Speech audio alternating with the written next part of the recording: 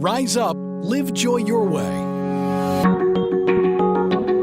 From emotional intelligence through cognitive distortions, certified life and wellness coach Kamini Wood is on a mission to help people see the magnificence of their own unique human spirit.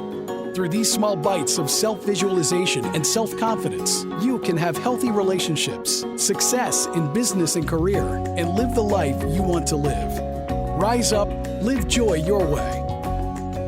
Hi there, and welcome to another episode of Rise Up, Live Joy Your Way. Whether it's morning, afternoon, or evening, I want to say thank you for taking some time to spend here with me.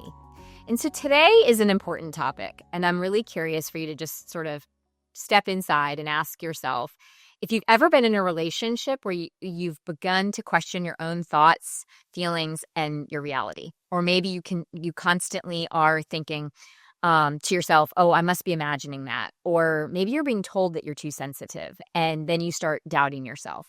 Those are indications and could be subtle forms of emotional manipulation that could be happening in the relationship. And that emotional manipulation is known as gaslighting. So today I want to unpack what gaslighting is and how it does lead to losing a sense of yourself.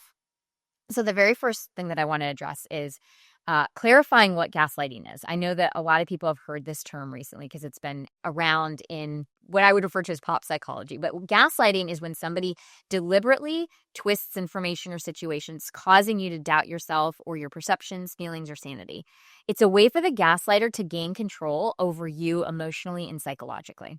Gaslighting typically unfolds in 3 stages. Disbelief, which is when you sense something's off, but it's hard to pinpoint. And so you often dismiss your gut feelings and you rationalize or explain away the incidents. And you may hear yourself saying things like, oh, they didn't mean that, or you know what, they just misunderstood me.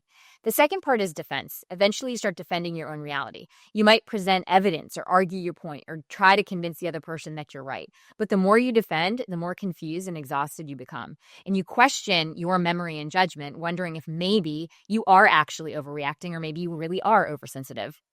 And the third stage is depression. Over time, the continuous manipulation leads to deep emotional exhaustion.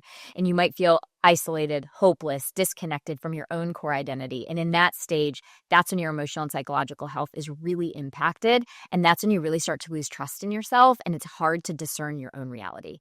So how exactly do people lose themselves in gaslighting? Well, at its core, gaslighting is undermining your own self-trust. And the manipulator repeatedly invalidates your experiences, making you believe that your perceptions and feelings are inaccurate and insignificant. So over time, you start deferring to their version of reality. And your own self-worth and identity are tied to their approval and validation. I mean, I know that with my clients, this has come up routinely, and I have many clients where they've questioned their decisions or their feelings or their memories, because often they were heard, you're being dramatic, you're being sensitive, or that didn't happen. And over time, they lose trust in their own experiences. So together through coaching, we would explore how gaslighting has eroded their self-confidence and their self-awareness, and then also help them recognize that their experience was actually happening. And so then it is about reclaiming one's power and also rebuilding one's self-trust. Recovering from gaslighting really does include really important critical steps. The very first thing is to validate your experiences. One of the most empowering actions you can take is to trust your gut. And if you feel something's off, honor that rather than dismiss it. The second is to establish or reestablish boundaries. Gaslighting often thrives in environments where there are weak or unclear boundaries. So learning to say no, clearly communicating where your limits are so you can start to rebuild your autonomy and your strength. And then the third is to start rebuilding self-trust. Even if you start with those minor decisions and you gradually work up to those bigger ones, it's really important to start reconnecting with your inner voice and your own intuition. So here are some strategies to really begin that journey back to yourself. Emotional journaling is huge. Document your daily experiences, noting your feelings, your reactions, your insights without judgment. But that practice rebuilds trust within your own perception and also validates your own reality. The second thing is do seek support from your trusted people.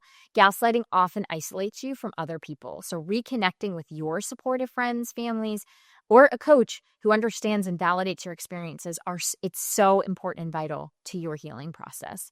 And then the third thing is self-compassion. Gaslighting can severely impact your self-esteem. So engage in those daily self-affirmations, gentle talk, mindful self-compassion. It is so important for you to regularly increase your ownership of self, but also your inherent worth and value. Healing from gaslighting is such a profound act of reclaiming your authenticity and your personal power.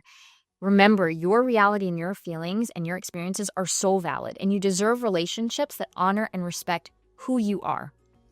And I really want to just say that it is so important that if you are healing from gaslighting, that the very first step is to trust yourself and to start to reclaim and rebuild that self-trust within your own being. Because you are so deserving of these healthy relationships. And if you'd like to explore how coaching could support you work through something like this, if you have been in a toxic situation, please feel free to reach out to me anytime at coachwithkamini.com. And until next time, stay well. Thank you for listening to Rise Up, Live Joy Your Way.